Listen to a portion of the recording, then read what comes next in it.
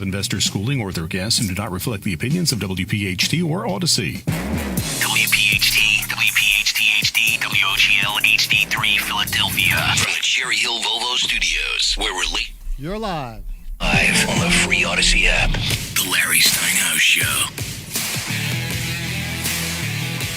All right, good afternoon, everybody, and welcome to the Larry Steinhouse Show. We are broadcasting live from Investor Schooling headquarters right here in Bucks County, Pennsylvania. I am Larry Steinhouse. I am the CEO of Investor Schooling, and I'm here to make financial education fun and accessible to everyone, including you. Thank you. Hey, what? Thank you. Thank you? You said including me. Here we go. Get back on track. Come on. All I know is I can never get through the intro without Omri interrupting. I think Omri does it on purpose just so it's funny. I know. I'm not. Can I go to the second paragraph Sure, of the intro? do Okay. it. Because I'm going to mention your name in it. Do it. Okay. I'm actually not going to mention your name.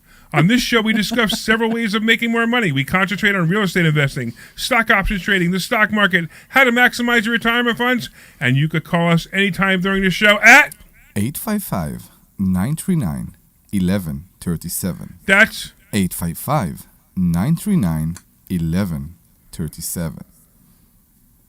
one more time. One more time. That's 855-939-1137. Ooh. And you could call us anytime with your questions about money, finance, or anything that's on your mind, even politics. Oh, my God. I gotta mute his microphone. We're also live on Facebook, LinkedIn, Twitter, and YouTube. And please leave a comment and say hello so we know you're watching. Hey, I'm here with my awesome co-host, Dr. Deb Anderson, and the interrupter, known as Omri Morad, also known as the immigrant. And we have our sweet... Oh, wait, you have to do it. Sweet! Producer Glenn Page ready to take your calls and put you on the air to discuss real estate, finances, the stock market, and even politics. So give us a call at 855-939-1137. And of course, the Larry Steinhouse Show is brought to you by Investor Schooling. At Investor Schooling, we teach you things about money I'll bet you never knew. We focus on practical learning, and we will equip you with real-world skills in real estate investing, stock options trading, tax-saving tips, and the secrets to financial freedom. Our headquarters are right here in Bucks County, but our online courses teach eager investors all over the country. So make sure you RSVP right now for a free class this Thursday at www.investorschooling.com. That's investorschooling.com. All right, Omri, I know you're always looking for something to talk about, but before you do that, why don't we talk about what we're doing right now? We just left a great event. We left 70 people in the people, office upstairs. Right, we have 70 we people. came down. Yeah, we have 70 people that are at our Money Hacks event, right? Which are 90% of our listeners. I don't know if it's 90%, but it's a good percentage of our listeners. We're hanging out there, there's no doubt. We had your favorite person, Kimi, right, who's obviously not going to say hi to us online because she's at the event right now watching a great speaker. It's a good test to see how many listeners we have, because we know who are the listeners that can listen to us right now. Well, that's true. So if anybody calls in, then we know that they're not in the room. Exactly. So please call at 855-939-1137. Deb, don't interrupt me. That's 855-939. My shirt's getting tighter by the minute. 37. Oh, wait, that's the wrong spot. So we did my shirt? What did you say? I don't know. She said something about a G spot. I'm not sure. Me too. I said my shirt is getting tighter by the minute. I said, oh, no, wait, that's the wrong spot. Oh. I totally misunderstood what you said. Yeah, me too. Okay, I get it now. Okay, never mind. It went really quiet here, Glenn. It went really quiet in the room, just like when I said all that and all that. It's since Camila is going to be president, so everybody. Kamala Ding Dong. Kamala is going to be president, so everybody is afraid when they speak to women's. Yes. To women's? To women's. Yeah, I mean at least to women. To women. Hey, at least Sorry, if he says women's. No, it's women. And it's them there, them they. Ah. At least he's being plural with them. They there. They them. Them there. Them they. Exactly. I don't know. It amazes me that we have to worry about this stuff now. But but if somebody says, "Hey, call me them they," I'm sorry, I'm not going to play with your fantasy world. I'm much more worried about her vice president to be. I'm worried about both of them. Both of them. But I do want to discuss. He is much more extreme than the way they present Trump. I know we're going to go there, but let me give I'm sorry. Because I actually think what's more relevant to this show is her financial plan. and she Ooh, I didn't read about that. She actually released her financial plan on Friday. Okay. Why do you think she released it on Friday? Why on Friday? Friday afternoon. I don't know. Why? Okay. She released it Friday afternoon, and the reason she released it Friday afternoon is because no one would be paying attention to it on a Friday afternoon. Everybody's going to the bar? Well, whatever. They're leaving home. There's nobody to talk about it. It's the weekend. It won't be on the news, right? Yeah. But here are some things that are really important. So here, blah, blah, blah. In her speech, it was a speech in Raleigh, North Carolina, that she did it. And she described it as an opportunity economy. Please stop. I hate it when, I don't care who the politician is, but if you're going to use catchphrases like opportunity economy, just so you can get claps, that just bothers me already. But the first thing you have to do is you have to think that the first thing she's going to talk about is she's going to have government set prices is what she wants to do. For what? Oh, no, don't go there. Yep, correct. Oh, my God. Guess what she wants to set prices on? I exactly know now. What? Rent. Exactly. So, you're kidding. That's we have to talk about that, okay? Because the HUD prices... Do you need to update that thing? Because it's not on... Are we live or not? Yeah, we're live. We are. No, I know on the radio. We just need but to like, refresh. Yeah. No, we're live. All right, well, I'm just saying. We're live. So, every person... I got a nice shirt on today. I want people to see it. Okay, we're live. So, I'm interrupting. I'm the one who interrupts, I see. I know, Come on. Although, is it going? Oh, I didn't update the camera. That's what happened. Oh, now I got See, this is you. But why the audio's you- on. Okay, you were right. You were right. I I pointed didn't out to you think- before, and Please. you're like And ignoring me. right, and I just got so confused. Okay, sorry about that. Listeners, there you go. Now you please- guys can see us online. You can see us. There you go. Sorry about that. Please stare at All right. Debbie. I forgot to. I Here, forgot just to stare take at off me. the. Here, Please I'm stare fixing at my the shirt To for Debbie. you take off just right from now. Facebook. I forgot to take off the thing that says, Do not going disturb. live shortly. But the audio was on, so at least they heard us. So that's fine. So, I Okay. want everybody to go to huduser.gov. Okay. HUD. Please stay on the same I topic. am staying The on the topic same is- topic. the topic and is you will rents. see what's topic the is rent. rents. You will Okay. see what's the rent that the government Oh, okay. suggests. Okay. You will see. And you will see that the rents that we see outside right now are less than the HUD prices. So she will control them to what? Okay. She will control them to what? People can afford the rents according to the inflation. Well, of course. So So you went to Section 8 rent is what you're talking about. I'm talking about the HUD prices is not only Section 8. It's everything. It's what the government say that in this area is a reasonable rent. Okay? Okay. And they are extremely high. Most houses are not rented in the HUD prices. They are rented below the HUD prices. Right. So to fill in what Omri's talking about, which is surprising right now at the moment, I also don't think that's going to last. But if I was to put a house up that I think would normally rent for $2,500, it turns out Section 8 will probably pay $2,800 or $2,900 for that. It depends. Which is really weird. I mean, I'm just making up numbers. Yeah. But it's really weird because usually the government you would think would pay less or would pay equal rate. But they're having such a tough time finding housing for Section 8 people that they're paying you more as an incentive. Now, I have no problem with Section 8. I just, at the time, I have no Section 8 tenants. Yeah, I know. Every once in a while I do. Actually, I'm not sure. I have two left. And the progress take more time. Right, We need to understand that. Right. I mean, I'm just finding people snapping up my places so fast I don't have the time to go through the Section 8 process. Yes. You like Section 8. I like Section 8. And you do more Section 8 than I do. No, I have two exactly like have you two? do. Okay. Yeah. I thought you had more. Okay. All right. So what we're finding then is the Section 8 housing will give you more money than regular rent, which I know is not going to last forever. They're not going to lower the rent either. So if they put somebody in at 28 that you would normally get 25, maybe next year they'll say, "Oh, sorry, we're just not going to give you a raise this year." Yes. But they're not going to lower the rent, which is awesome. If I the don't person think leaves so, and yeah. if a person comes in, they may give you less. Yes. But it's awesome to know that. However, let's get into this. So what Harris is saying is she's going to initiate rent control. Now, how worried about rent control are you, Omri? As a tenant myself, I guess it will affect me too, so it's not that bad. No, I'm kidding. I'm just saying everything that interfere with free market, I don't Agree. like. I agree because 100%. I want to know what else will be controlled. If my milk will be controlled and the bread and the eggs, maybe I would go with that, but I don't think everything will be controlled. Because what will happen is we will see more and more production from the US stop because they can't compete with the prices. And people would like to import more in order to go with the price control that the government will set up, and for that reason we will see less production in the US. That's what I see. That was such a. It was a long way to get there. I understand what you're saying, but it's a long way to get there. Yeah, it could be. I just want to know what you thought about rent control. Okay.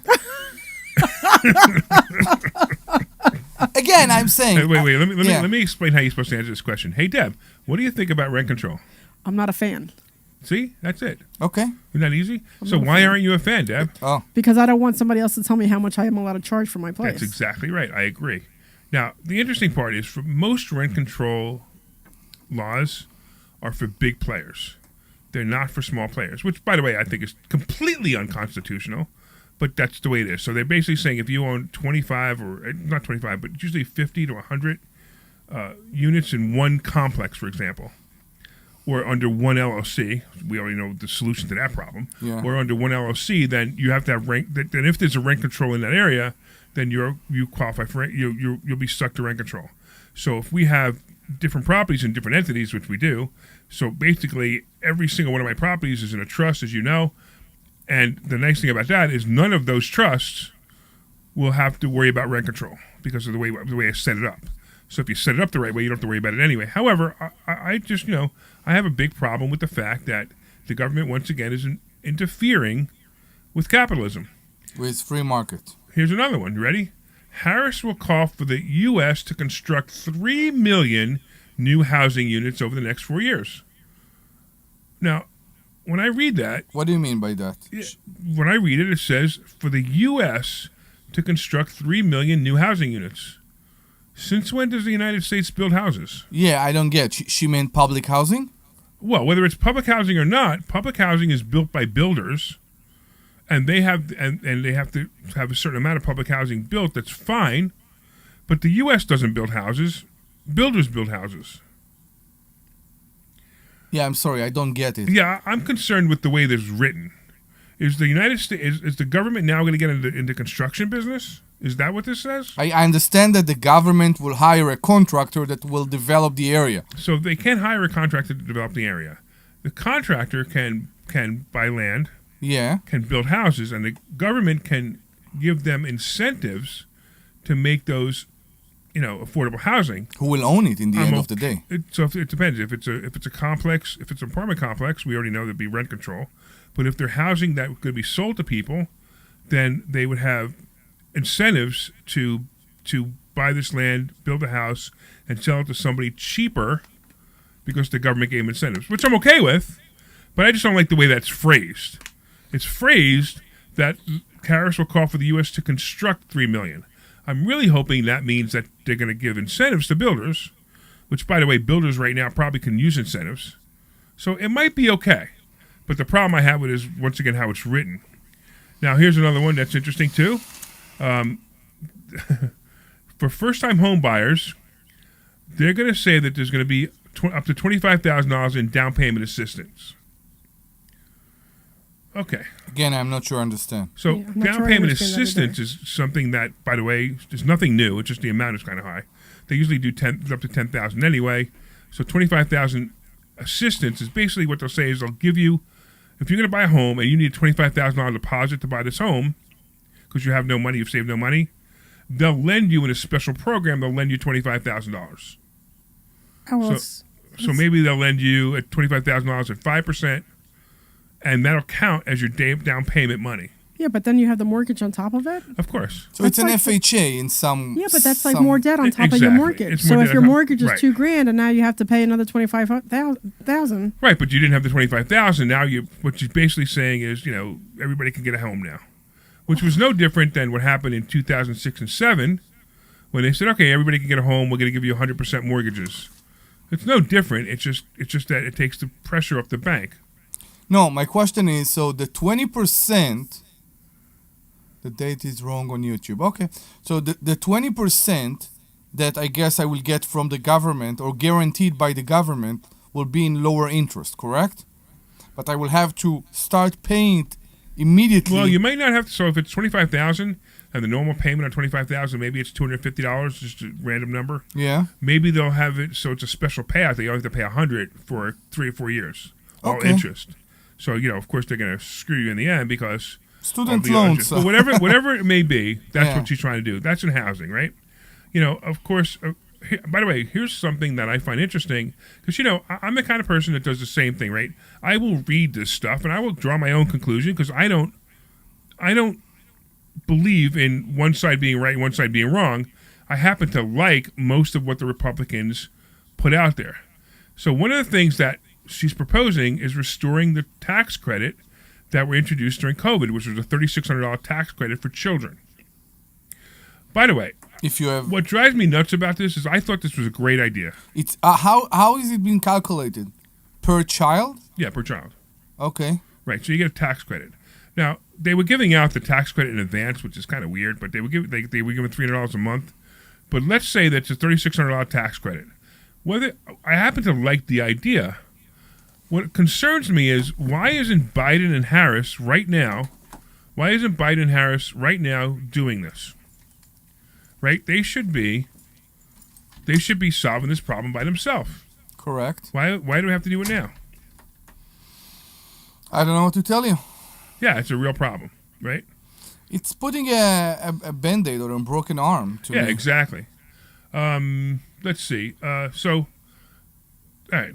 So these are some of the things that are bothering me. Yeah. Okay. We need to explain. We are a bit out. We're not 100% concentrated because what's going on in the next room, which we are trying also to run an event with 70 people. We're running an event at the same time. We always get problems. All right. Well, it's so funny. Somebody was texting us, letting us know there's a problem, but it looks like it's fixed. I know. Okay, cool. So that's fine. As long as it's fixed, it's good. Okay, so here we are, right? Now, once again, these are the things that drive me crazy. You heard about the tax on tips, right? Yeah, I heard about that. It seems like a promotional feature for the campaign. Yeah, but Donald Trump said he was not going to tax tips. He's not going to do that. I know. And all of a sudden, Kamala Ding Dong says she's going to tax tips. I'm sorry, not tax tips. Not tax tips, right. Exactly. So she basically said, hey, Trump, that's a great idea. I'm going to steal it from you. By the way, listen, Kamala. No, if you did everything Trump was going to say, it's okay with me if you got voted in as long as you did it. But you probably can't do it. Can we go back to price control? Yeah. Okay, she only talk about rent or she talk about other stuff? Like what? I don't know. Read it. There's also certain drugs, prescription drugs that she's going to control, which is another thing that drives me nuts because guess who did that already? Donald Trump. Yeah. Donald Trump had all these price controls set in for drugs, and guess who reversed them all? Biden. So what did she do? What does she say about groceries? She mentioned groceries? I don't know if it's in here. Let me see real quick. I don't think groceries is in here. Okay. Groceries and food. There we go. Groceries? Oh, yeah, this is a great line, right? I forgot. Okay. Actually, I'm glad you brought this up. A great line, right? In effort to tackle the stubbornly high price of groceries, Harris will work with Congress to advance the first ever federal ban on corporate price gouging on food and groceries. So basically, she's saying that if there's ever a shortage of eggs, the companies can't raise the prices on eggs. Okay. It's so how that's gonna be a problem, I don't know. How that's gonna even be proved, I don't know. But she's basically saying that. So if you remember during COVID, toilet paper was more expensive because everybody was hoarding toilet paper. Mm-hmm. Whatever. So that's basically what happens. So we have a problem here. Yeah. Because she will control the rent, and she is federal, right? Who is going to control my property taxes, my school taxes? It's not going to be related to her. No, it's going to go up. What? It's going to go up. Of course it's going to go up. Right. But I won't be able to raise my rent. So the real question is... I just got a letter, okay, from one of the township I'm dealing with, okay? They want now $300 a year for rental license. Right. Which is the highest I ever seen. Okay? $300 a year. So I will get those bills. I will need to pay them. right? But I won't be able to get more rent for it. Well, you will now. Yeah, now. And you'll be all right too because you're not a corporate company. You're not a corporate you're not a corporate owner. Okay. So it's okay. She only talk about corporate owners. Right, but here let's talk about this for a second. So there's something called the Constitution. Yeah. And there's something called enumerated rights. Yeah. So what's in the Constitution is what's in the Constitution. We can touch it. So the Constitution, there's nowhere in the Constitution that it say that there's rent control. So Harris cannot create rent control constitutionally. It's impossible. She can try. It's something called an enumerated right. An enumerated right means that the state can issue rent control only. So all Harris could do is, call up her buddies like Newsom and say, "Hey, Newsom, create rent control, ruin the state more. Hey, Murphy in New Jersey, yeah. Ruin it more. Heschel in New York, ruin the state more by putting in rent control." Maybe she will call By the way, there's a lot of rent control in New York already. Yeah. So, what are you going to do? Anyway, I wanted to bring it up because I thought it's relevant to what we do and what we teach. And basically, I also thought it was all fluff. I mean, there's no way that she can do these things she's saying she's going to do. I understand. I think it's like Biden trying to say that he's going to forgive student loans. He can't do it. So she is trying to. I think it caught everything by surprise. Also her. And now she is going to be, or maybe is going to be the president, whatever it's going to be. I don't know. And now she needs to bring a plan to the table. Now, fast. Well, why doesn't she bring the plan to the table now? That's why we're when ready. did she start doing it? Initiate it. That's right. She wasn't nominated to be a president. I'm gonna make tax on tips. Make no tax on tips. Well, you're vice president of a drooling dementia patient president. Introduce it. Let's see you do it. Whoever introduced the tax on tips? Who came up with this idea? Oh, the IRS. When? When? Who knows? Years ago? Yeah, many okay. years ago. It's not something new. No. Because I hear everybody talk about it right now. Right. But I guess it's something from the past. And guess who was in charge of enforcing tax on tips? I don't know. It was one of Kamala Harris's proposals to the IRS. Okay. So she just did a complete turnaround on this. All right. I just wanted to bring this stuff up because I think it's relevant to what we do. Yeah. But I also want to let people know that they can call in at 855-939-1127. 1127? Oh my God. I said 27? You said the wrong number. Oh my God. It's oh my gosh. 855-939-1137. All right. So somebody asked me, why does the YouTube date say 8/19/2024? Because when I typed it, I did a boo-boo. Yeah, I made a mistake. And actually, the reason was I looked at my computer for the date. Yeah. And I wasn't wearing my glasses. And I wrote the wrong date. I can't fix it. My apologies. But everybody says I actually can't go back and fix it. So there's nothing I can do. So my apologies if you're so confused by the date, but you see it on now. Wait. Hold on. It's Monday, right? That's Monday, right? No.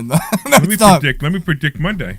Yeah. So right now in the stock market is down 800 points because Kamala Harris said anything. Anything. Exactly. Anything. Wait, here, hold on. Let's see. Wait. Let's no. See. No? You don't want to go into some amazing Kamala Harris quotes? I will bang my head through the table right now if you will play it again. Well, we can play something else that's even better. So I am extremely worried. I don't know how it became a politics show today, but it's like I'm extremely worried about her vice president. And I think okay. I'll let you get into that, sure. Her vice president and her choice of her vice president in a way shows she don't care. The hater of Israel? I don't know if he's the hater of Israel or not. It's this guy with his opinion scare me very much. I'm laughing, but I'm crying inside. He scares me. Yeah, he scares me a little bit too. Yeah, Tampon Tim? Yeah, I heard about that. You know what Tampon Tim means? Yeah, I do. And I don't know. Oh. So Tampon Tim, the reason he's called Tampon Tim is because in his state, there has to be tampons in boys' bathrooms.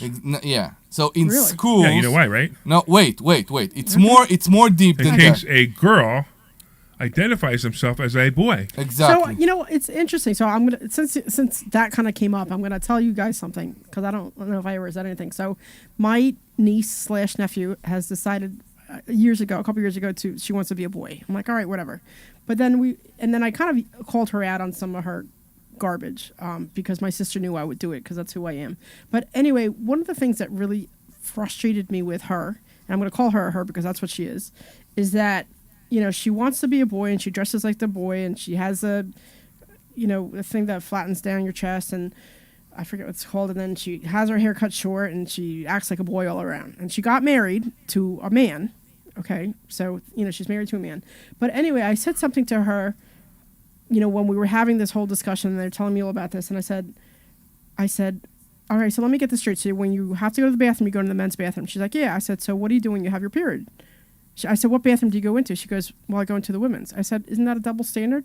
And she just looked at me like, You know what I mean? No, but you just proved that what he did is right. No, it's not right. It's not right. I know it's not right, but that's what you just proved. So I'm like, if you're going to be a boy, then you do it all the way. And if you have your period, then you go in the men's bathroom. If you're going to be a boy, you can't have your period. I just hold it in. It made me so angry that she did that. It just made me angry. And the other thing she did was that she was dating some guy at the time, and she's a she, and she was dating a guy, and then I guess the guy, she decided that she wanted to be a man, and then I guess the guy. So was the guy gay then? No. Let me finish. So then the guy she was dating, wasn't really on board with it. And then she's like, oh, I guess I didn't know that you love me just for my body parts. So my response was, well, you clearly don't love you for your body parts. What's your issue? And how do you expect this guy who grew up straight his whole life, why do you expect him to change? Because you don't know what the hell you want to do with your life. And she just looked at me, and then she looks at my sister, and my sister's like, I'm staying out of this, because she knew I would bring it up. Yeah, if she would have stayed in it earlier, this would have been a exactly. problem. We weren't being there. I was just so, and I love my niece. Don't get me wrong, but that stuff just freaking, it makes me so. How angry. old is she right now? She's probably 25, 26, something and like she that. married. Yeah, and that's the other thing. So I don't understand. So she's a she, and has all the female parts. Right. And then she marries a man. Right. Who is straight, but says he's gay, but then they have sex, and then they have whatever sex they have. Wait. So he says he's gay. He's not but gay. He's having sex with a woman. But is he gay? I don't know. Oh, I mean, but I mean, they got married as two men. They got married as two men. They got married as two men. And the other thing she can't marry us. That's called having your cake and eating it. You know what I mean? And then the other thing is too, she was interested in going into the military. Stop. She was interested in going into the military, and she expected a separate room for her to get changed in, and they wouldn't accommodate, so she wasn't able to join. And I'm like, who the hell do you think you are? Like, I'm out. Angry, and I'm still angry with her about this. So I need to make it very clear. I'm with Dr. Deb every day, but that's the first time I'm hearing about this story. I've never heard this story. Well, I don't announce this. No, I get it. No, you just announced it to 15,000 people listening. I know, but you're talking about the tampon Tim, which just brought it up. So, yeah. So I saw. I want to comment on so many things. I saw something on YouTube, and I don't watch too much YouTube, but anyway, so there was people, they were reporters or people going up to other people and saying, how many sexes are there? And there's like, oh, there's how many what? Sexes, how many genders? How many genders, yes. Yeah. And then one guy comes up and he says 2, and then the girl responds with something. He goes, in 100 years, you're either a man or a woman. Because when they dig up your body, you're either a man or a woman. That's it. There's no in between. Change nature. So, like that kind of stuff, it really goes up my... Yeah, but it's not... I get everything here. I understand what she tried to declare. I'm not sure I understand what she is declaring in your story. I understand she is a man. To her... Can I add something here? Yeah, you should. Yeah. I mean, I think I actually believe there is a small percentage of the population that they do have probably some kind of a hormonal, whatever you call it, that causes them to more identify with the opposite gender. Stop that. But in general, no, I'm saying in general, I'm okay with them having having But hang a on. hormone or wanting to sleep with a woman if they're a woman. But don't say you're a man if you're a woman. Well, what I was going to say is I think for 99% of the population, they've created a situation now because everybody has some ambivalence about their identity. No. And when we were growing up, it was like, oh man, I don't really feel like a real man, or I don't like doing all the girly things. And that has now become a situation where anybody who has an inkling of those feelings, it's like, I don't really, I cry at sad movies. I must be a woman. Glenn, I think it's interesting. So, because I grew up as a tomboy, and the reason I grew up as a tomboy is because my sister, God bless her, was a slut. She slept with the whole world, right? So when I came up a couple years later, everybody just assumed I'd be the same way, and that really directed me to be a tomboy because I just didn't want to be any part of that. Yeah, but you would have been a man. I would. Yeah, you would have been a boy. You would have been. I know I'm a boy. If this happened I'm now, not a I would be tomboy, a I'm boy. now a boy. If this happened now, I would be considered a boy. Right. And I'm like, I just didn't identify with all that feminine crap. I just didn't, and not with the drama. I'm just not interested in the drama. But it's just right. But what they've done now is they've created a situation where someone like you, because you had those feelings, well, I must really be a boy, and it's like, no, you're not necessarily. That's right. Yeah. And in fact, for the wait, that's weird. That is new. What is that? That's the first. I've never seen that before. Okay. So we can't do that though. Okay. All right. That's weird. Did that mess up our internet connection at all? Are we still on the air? Clan, are you still there? Yeah, I'm still here. Oh, Okay, so we had a us- weird thing just happening. Yeah, I it was was wondering if it just messed up our internet connection. So let's go We're back still for Tim for a second, okay? For what? Uh, to what? For how you call Tampon Tim. Tampon Tim. Right. It's the ages to me. The ages is what blew my mind. He did it from the age of 4th grade.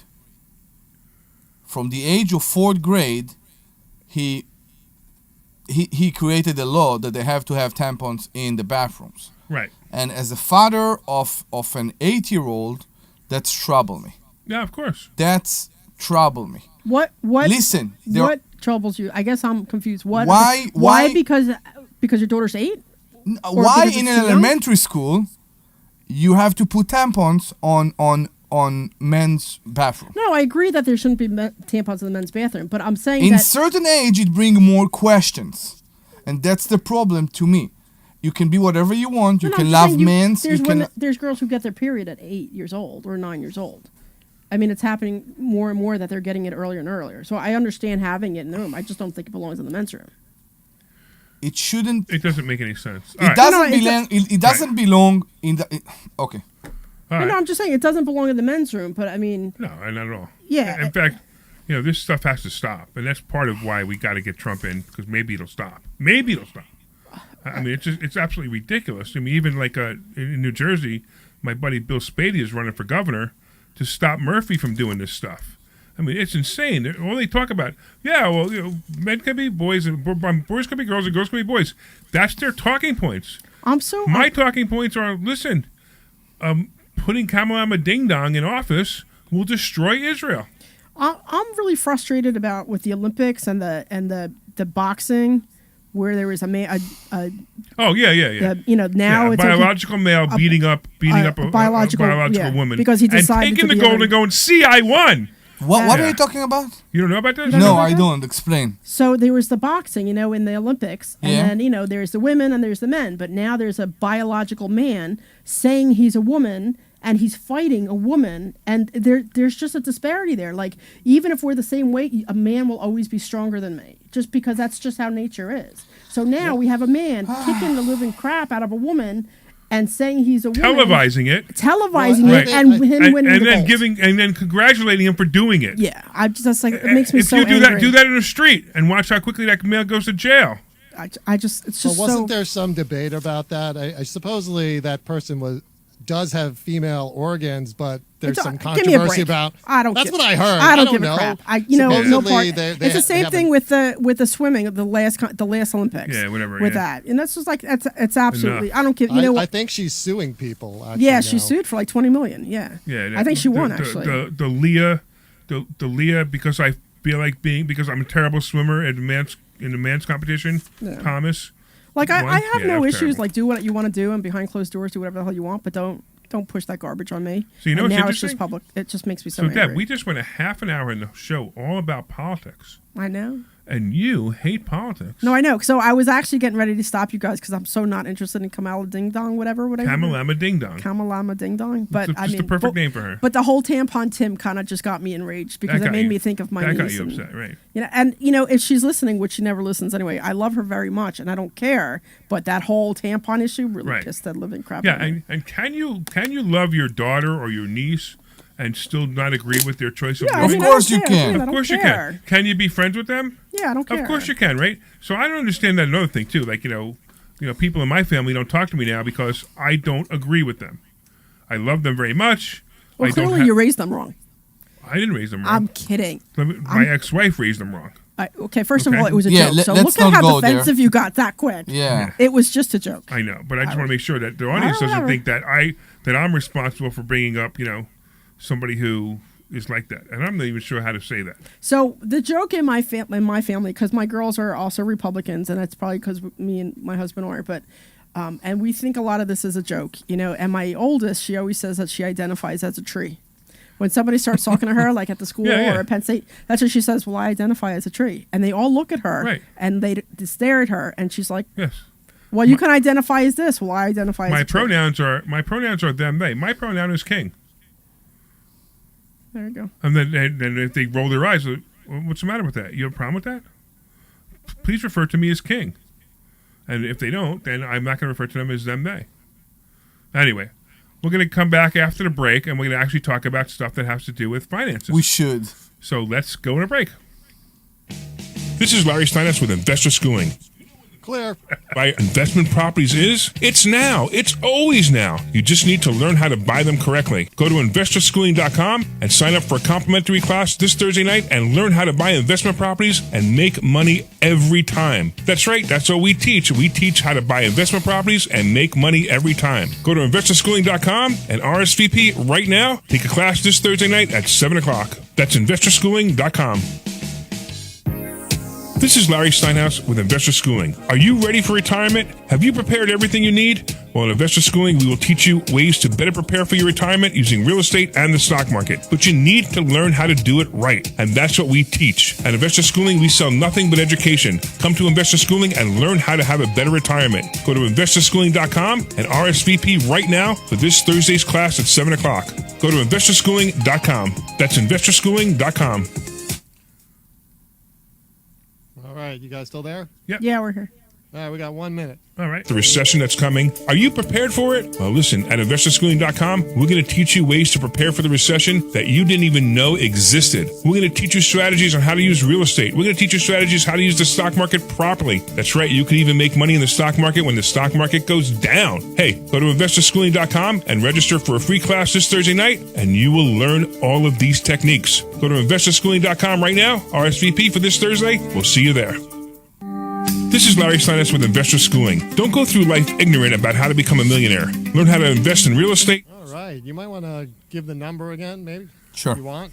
If you want. Hold on. These things and more. Get these people off their butts. Yes. Real estate, how to leverage the stock market, and how to leverage precious metals to make more money than you've ever made before. Go to investorschooling.com. All right, we're coming back. All right. Disclaimer, music, and then you're back. All right. That's investorschooling.com. This program is paid for by Investor Schooling. All right. Welcome back. Welcome back to the Larry Steinhouse Show. I am here with my co-host, Dr. Deb Anderson, and Omri Morad, known as the Immigrant. So we've been talking about a bunch of stuff in politics, which was really interesting because Dr. Deb never talks about politics, and she got so into it that we couldn't stop, and nobody was here to stop us. There's just, there's only a couple things that really riled me up, and that's one of them. That riles one me and up. COVID and wearing masks. Well, Is that I'm politics, though? Yeah, Is but that You don't politics think or that? is that- Oh, that's absolutely politics. yeah, it is. I mean, like, The but, Dumbocrats think that a man can be a woman and a woman can be a man. Yeah. The Republicans know they can't, but they'll allow them to pretend. I don't know. That's just, You know what I mean? That's They can pretend I'm not obligated to be part of that. That's the only Right, exactly thing right. I am saying. Right. If you want to pretend, if you want the right to pretend you're a man, if you're a woman, that's okay. I want the right to not pretend. Yeah, but the problem is, like, I work in a work environment, and it's not. If somebody comes in and I think, or I can clearly see, quote unquote, that they're really a man, I don't really have the right to be. Because what is my grounds for saying, oh, I'm going to call you he? What do I know? I can't see under their clothes. I can't. Wait. Okay, so you know hold what on. I'm saying? So when somebody walks up to you, and it doesn't matter if they're a he or a she. I'm talking about a coworker in a No, work environment. a coworker. A coworker between me says he or No, she. he talks Do about you the, say, the laws in the corporate. No. Do you say Mr. or Mrs. to that person? No, you call them by their name. And if they want to change their Right, name of to, from Sam to Sally, I don't care. I'll call you Sally. I don't have a problem with that. But I'm not going to sit there and ignore my own knowledge that they're a man or a woman. I don't know where we are at this point. I'm not going to ignore that. Well, I like that, and I know I'm not going to do it, so don't think I will. I like how you call it a she, he, it, and then if you put that together, you can figure it out. No. So I'm not doing it on right. the radio, but Right. you know. So what Dr. Deb says is I call them she, he, it's. And then if you basically take out the middle words and just use the. If you got it, you're welcome Let to me ask write you to this, us in Larry. Facebook. Let me ask you this, Larry. Yes. I have a coworker who's transitioning, and they're taking hormones, and wonderful person, by the way. Okay. And what would in that situation, in a work situation, if you were confronted with that, I mean, and the hormones are taking effect, would you still be like, she, her? Wait, so I don't know. So what do you mean? When I'm having a Yeah, I'm conversation not with you? sure. So they're When I'm having a if conversation with had you, or when I'm having a conversation with she, he, it in the room? Well, no. What I'm saying is, if you had a coworker, and Right. this is not an abstract. I've been in a situation like this. Yeah, I understand. A coworker who's transitioning, and they're taking the hormones and everything else, and the hormones are starting to take effect. Are you going to refer to that coworker to their face, or when they're not around, or it's going to get back to them? You're going to be saying Not sure I she, her, even though they're transitioning. Wait. So this is where, the question has to be direct.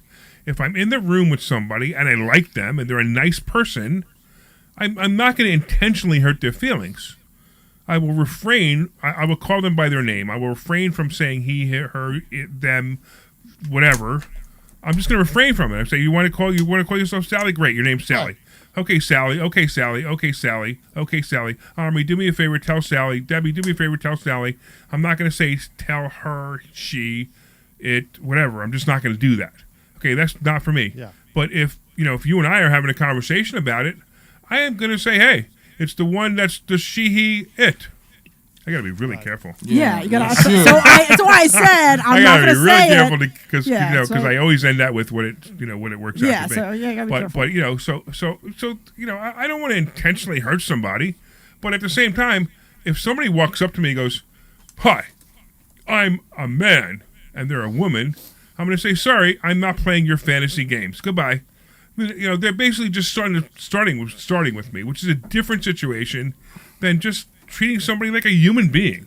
When I see my niece, my sister refers to her as a him all the time, and they expect me to do the same thing, so I don't. Good. And when I talk to my sister, I always say her name instead of Good. Yeah, exactly. Right. I just right. kind of like There's a avoid new the he, name? she. Right. No, it's the same name. So her, how there's names that are androgynous that go either way. Yeah. So her name is androgynous. That's what her name. Okay. She has so name androgynous? No. Shut up. So it goes, because how there's a like I know. Jamie can I- go either right, I way, get it. Alex Right, can go right, like right. she has one of those names Yeah. that can go either way. So I always just say her name. This way, there's no like he she garbage because Okay. I won't do that stuff. I So just won't we do it. promised the audience that we're going to get to other things besides politics. All right, But well, you're the Omri, one who brought it back up. You know what I really want to do? I didn't bring it back up. Okay. Omri did. Me? But I want to bring it. I want to bring us to somewhere else. But I mean, even this conversation. I don't care if you want to get into this conversation, you can. But people need to know the phone number, so you got to give the phone number. That's 855-939-1137. That's 855-939-1137. Please call us at 855-939-1137. David, we see your comments on Facebook. Please call us. We would very be happy to He's to actually hear on from YouTube. you. So David on YouTube Yeah. says Tampon Tim also received a DUI while doing 95 miles an hour and a 55 mile an hour. What kind of responsible person is that? So I got to be honest with you, David. If he did 95 to 55, I got a ticket. Oh, DUI, I got a problem with. DWI. DWI. DWI, yeah. whatever. So I got a It's the problem with same that. I somehow I missed that in my brain when I read it. What is DWI? Driving while intoxicated. So he's a drunk driver. Intoxicated. So the real question that I want to know is, did he get punished for it? Did he, did he lose his license? That kind of thing. But maybe he didn't because he's Tampon Tim, and it's okay to identify as a not drunk person when you're driving drunk at 95 miles an hour. Oh, stop. I'm not going there. That's a whole different. That's different. All right, but I also want to say hello to David, and Sean is online too. Ryan, James, bunch of people online saying hi. Also got Mel also saying as well. So I want to make sure that I say hello to people. If you're online, feel free to reach out and say hi to us. Okay, so what did we talk about on Thursday's class? You guys don't even remember, do you? A little bit Yeah, of about course private we do. lending. Yeah, we talked about private lending. We talked about stock options, We right? talked about stock options and how to read the charts. Yeah. So one of my favorite things to talk about is always private lending, how to get money, and why people should lend real estate investors money. Why it's so safe to do it. Why it's best to do it to people that don't know what they're doing. What? Why it's so good to lend money That's to... not quite what I'm saying. I'm sorry, to That's not amateur quite what I'm saying. amateur real estate. Yeah, but that's not quite. So, I know. I mean, if you have a choice between an amateur real estate and a professional real estate investor, I prefer to invest with the professional real estate investor. But the amateur real estate investor, if somebody asks you for money and you know how to underwrite the deal, you're probably you'll be fine. You're very protected. In fact, the worst case scenario for them is they stop paying you, and then you take the property. So that's what's really cool. So Glenn just came online and said, "What's up, guys? Good show. We should be investing on tampons." We should. You know what? He's probably right. I need to see what's going on with this think about that, right? When AIDS came out, what do you think? What do you think the top investments were? Condoms, I guess. Condom companies, right? But the really weird part is, if you who came up? When AIDS came out, the disease AIDS. Condoms, Condoms were so condoms went up in history. If you look at the stocks, more people wear condoms. Yeah, wow. makes sense. No, I okay. But the real question is, so if you put tampons in the men's room, we go back there. Really, how many people are going to use them? I guess at some point during the day they will take some and refill the women's. And why don't they just take them from home? I don't know. I don't know. So, what I think is interesting, and we're going to move off this topic, is we're not, because guess what? Paul in Bedminster wants to talk about Tampon Tim. What's up, Paul? Larry, thanks for your interesting show every week. Thank you, man. I just want to comment. Wait. Are you sarcastic? No, he means it. Go ahead, man. I find it interesting. Good. I'm sorry. Good. Maybe I should. Waltz was not punished for okay. driving over 95 miles. And DUI. He was not punished. He got away with it. They played some games in Minnesota. If a potential candidate or a candidate for public office in Bucks County, at least, do what he did, even if he wasn't punished, the political party, at least the Republicans, would not permit him to run. Well, they can't not permit him to run. They can say that we're not going to endorse him, but he can run. I can run. You can run. Well, you can, but if you don't have the weight of the party behind you, you can't win. Very, very right. difficult. You can't win, but you can run. I mean, Right. we saw that with Mike Fitzpatrick and all the people who try to run against Mike Fitzpatrick. Pat Poprick says that's the man, and a lot of people disagree with him being the man, and I'm on the fence, to be honest with you. I'm not a big fan of Fitzpatrick, You mean Brian Fitzpatrick? Yeah. Is that what I said? I thought that's what you said, yeah. Yeah. Okay. Yeah. So I'm not. You said Mike. Oh, did I really say Mike? Okay. Well, Mike. Okay. But you can understand why I said Mike. Mike was a great. Mike was a great man. Absolutely, he was absolutely fantastic. Right. But you're right. You can't. Right. You could run, but you can't. You probably can't win. You can't win. Yeah. Now the other thing, in fact, I was at a Republican club meeting the other night, and somebody asked the question, "What is it going to take for the Jewish populace to vote Republican. No, don't and go it was, there. It was an unanswerable question. It is. Yes, I actually am trying to get signs made that said a vote for Harris is a vote for the destruction of Israel. What is wrong with these people? How can any Jew not understand what's going to happen to Israel if Harris gets in? I don't get it. I mean, It's I also- honestly don't it's believe also- those numbers. Go ahead, Paul. I'm It's sorry. also a vote against. It's also a vote against practicing freedom of religion and freedom of speech. Why is that? Of course it is. Why is that? Yes. I mean, they've been demonstrating that over and over that Absolutely. they are anti-free speech. The Biden-Harris administration has been anti-free speech all along.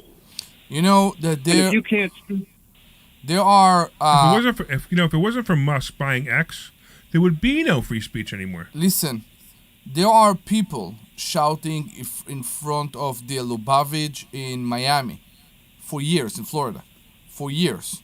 So explain what the Lubavitch is, because Jews That's okay. You but can it's- call it it's a Jewish organization. Go synagogue, ahead. it's a It's Jewish organization. organization Okay. for years What are you with screaming? megaphones under the freedom of speech, blaming the Jewish people for the destruction and Oh, everything so bad they're not in the Jews world. that are doing this. They These are not, but they are anti-Jews, right? Exactly. Right. And they are doing it under the freedom of speech, and this is allowed Right. under this administration. yes, it is. Yes, okay. it- So free look, speech. This is allowed. Okay. we So, we do have a constitution, right. and we are allowed to, people are allowed to say uncomfortable things, ignorant things, nasty things, as long as they're not threatening to kill or hurt somebody. Correct. They can say it, Right. right? But True when, free speech. when Go ahead, Paul. when one side of the aisle is not permitted to share their ideas and thoughts, that is a violation not only of the Constitution, but of potential interaction to make to inform people. I mean, you guys might be knocked off the air if the social left is voted in. Well, you do know that one of Soros's companies bought PhD, right? Or I know. not PhD, but I know. But the Odyssey, which is so Odyssey. So yeah, so I'm wondering when Zioli's going to be kicked off, when Giordano's going to be kicked off, and all these guys are going to be kicked off. We'll move to business. We're going to get kicked off first, so that's fine because we're nobody important. We just pay the bills. We pay their bills. That's why they tolerate us. But just real quick, let's finish this. True free speech is allowing people to say things that you don't agree with. I completely understand. I'm saying how under this government we interfere with free speech so much, nobody stand up and say Because we need that's to okay for stop. them. We need to stop the anti-Semitism speak. Because Because it Democrats- does affect other people. Democrats it are does, the biggest racists on the planet. Okay. They're against Jews and they're against blacks, and it's funny how everything they do proves it, and no one can see it. why it's a problem to say something against the party, but it's not okay to say something against the party, I'm sorry, but it is okay to stand in front of a Jewish institute and say the Jewish caused all the problems in this world, we need to eliminate the Jewish people. Well, the Jews did cause all the problems in this Yeah, world. You yeah, know yeah, why? yeah, yeah. You know why? Why? Because they believed in one God. It doesn't matter. No, I know. I'm Let's not go talking there. about the ridiculousness of the statement. I'm being sarcastic. How hypocrite the freedom of speech can be under this government. Now That's the new what God I'm is trying to Harris. say. The new God is Biden. That's the problem. Yeah. Anyway, well, Paul, we always appreciate you listening, Harris, man. When are you Wait a gonna? minute. Let me finish one more Sure. point. Sure. Harris openly came out against Christian Catholics when she was a senator. So let's not forget that. Well, like I said, the Democrats are the true bigots. What do you mean? What did she say? Because Got another caller. the candidate to become a judge was a part of a Catholic organization that raises money to help people. She boxed him in and said he was he because he practiced his faith was not fit to serve on the court. All right, Paul, we got to do this. I got another caller coming on. We're about to hit a hard break, so I gotta let the other guy in. We appreciate you listening. We look forward to talking to you soon. All right, bring us on to our next caller. Denise. Denise? Yeah. What's up, Denise? She should be there. Denise, You there? said it was a male. I'm a female. Did I misgender you? I caught you there. You were trying to be what the other side does, which is trying to No, do we something didn't. We didn't. We have a chat box, and I guess sometimes when our sweet producer is getting too many calls that he need to handle, he don't have enough time to write the name. We are sorry. We acknowledge you as a woman, Denise. I'm playing. I can take a joke. But I agree with you. A little while ago, I think there was a woman who was speaking on your show, and I apologize. I don't know her name. Dr. Deb. She brought up the whole... Yeah, I'm here. Dr. Deb, you brought up the whole LGBTQ and, like, the preferred pronouns. And I just dropped my daughter off at college. Let me tell you what... it was completely crazy. Okay, it's every college, and I've seen indoctrination land alive. Yes, and listen, I have a nephew that's gay, and he grew up in a very Christian family, and it has nothing to do with that. Okay, I like people who come out, who are able to identify as, like, I want them to be able to come out and not struggle with something they're struggling with for so many years. That has nothing to do with the point, other than the LGBTQ, whatever other initials they have underneath, behind it. When you look in the mirror and you see yourself, okay, think of an anorexic or a bulimic person, and you say, I am fat. When you know you're skin and round, I mean, when other people see you as 85 pounds, you're skin and round. I agree. That's dysphoria. Okay? There's a mental health component to being transgender. And Denise, I'm not saying it in a mean way. I would treat them with love. So, Denise, I know what I'm saying? hate doing this. I hate doing this, but we're up on a hard break coming up. So stay if you got with something us. to say, you got 10 seconds to say it. Or stay with us. Yeah. I just don't know why it's so offensive to say that they have a mental health component. There's a mental component to being transgender. Agreed. I totally agree. Why is everyone getting mad when I say that? It's a fact. All right, Denise, I got to cut you off. I'm sorry, but I appreciate you calling. All right, everybody else. So I want to thank, of course, all the callers for calling in. I want to thank my co-host, Dr. Deb, and Omri Morad, of course. And it was an interesting conversation today, very unusual one for us today. Yes. I want to remind you that this is Larry Steinhouse Show, and we usually talk about investments. And you can go to investorschooling.com. That's investorschooling.com and take a free class this Thursday. We will see you over there. This program is paid for. You're clear. All opinions or statements expressed on the program are solely those of Investor Schooling or their guests and do not reflect the opinions of WPHT or Odyssey. You guys saw the name, right? I put it up there. No, you don't have it. It didn't come up because it was a scroll problem or something. WPHT. I'm sorry about that. Yeah. No, that was my problem. That was my fault, not yours. Something online. Where relationships matter. Always live. All right, if you watch it online, don't go away. We got a whole other hour. Need to know. Depend on KYW News Radio 103.9 FM. Philadelphia's National Constitution Center will host the first presidential debate September 10th. One day each September weekend, several blocks near Rittenhouse Square will be closed to traffic so people can stroll safely. Burlington County Restaurant Week begins Sunday with more than 75 eateries signed up. Get the latest anytime on KYW News Radio. Now on Crystal Clear 103.9 FM. You've never needed us more. When you haven't found love, it can feel like everyone else has. sign. It's in every movie, every song. It's a very good sign. And all the PDA. Looking for love sucks. Thankfully, California the guidance you need to find the one. Reading isn't life-changing, it's free. And new customers receive 20 minutes for just $20. Visit CaliforniaPsychics.com and experience the joy of certainty. California Psychics. All right, 1 minute. All right. All he had to say was, "Hey, you got this. Just breathe."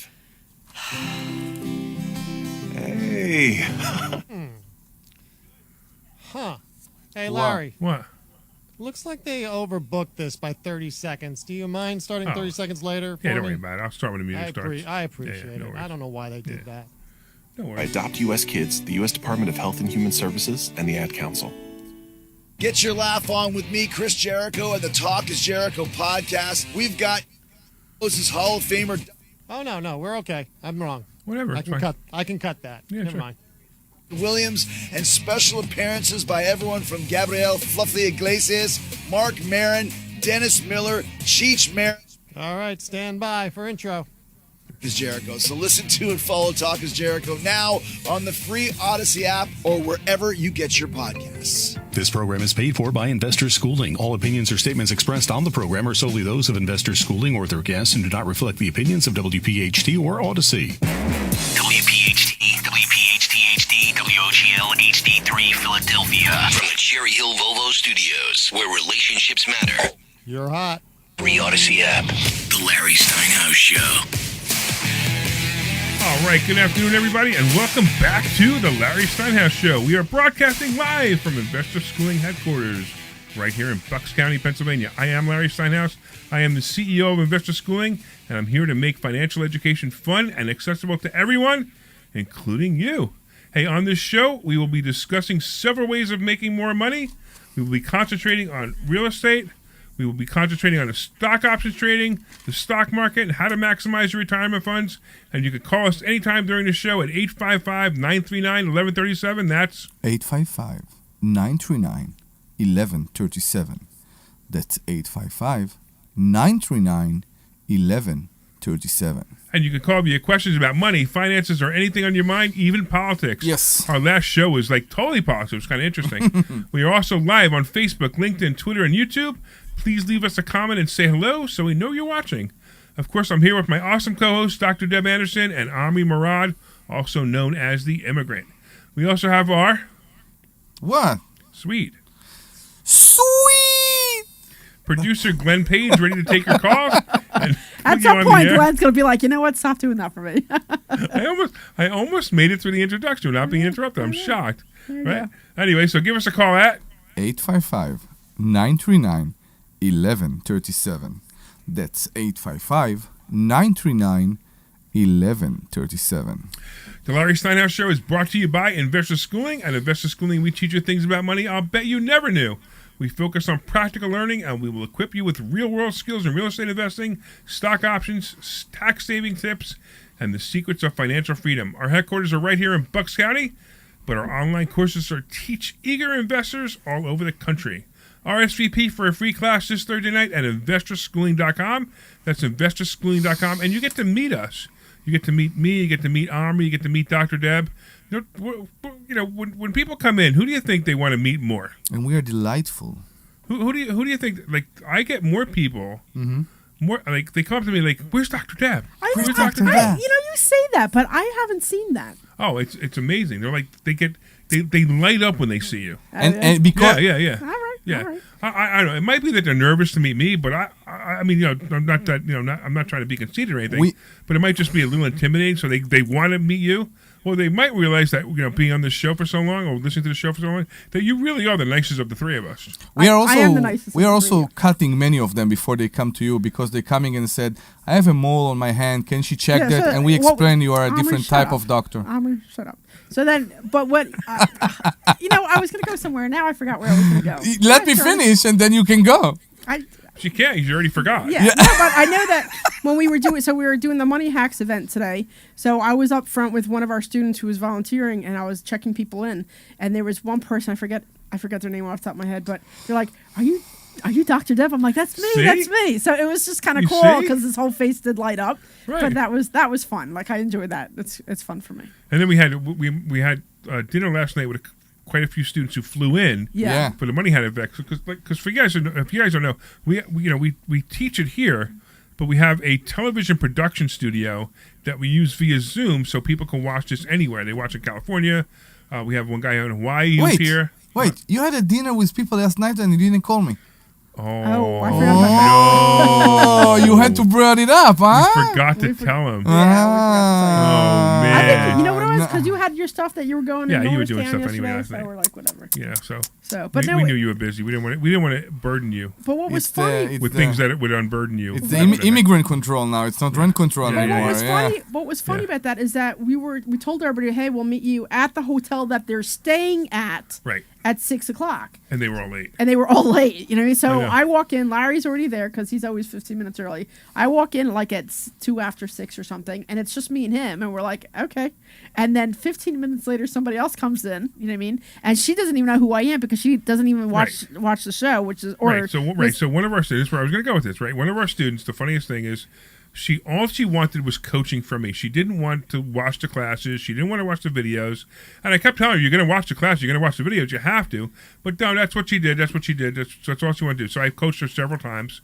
And you know, so when I introduced Dr. Deb, she's like, oh, hi. Who are you? And it was the funniest thing because she had no idea who you were. Yeah. She had no idea who Omri was. She had no idea about the banter that we have during the classes or the radio straight. So I mean, if you guys listen to this show, our Thursday night class is, of course it's educational, but it's also an extension of this. I mean, I yell at Omri, right? Dr. Deb puts us back on track. Correct. Right? I mean, even today, right? It was kind of funny. Dr. Deb put me back on track a couple of times while we were at our event. Mm-hmm. So for you guys who don't know, we actually have our event today, which is the Money Hacks event.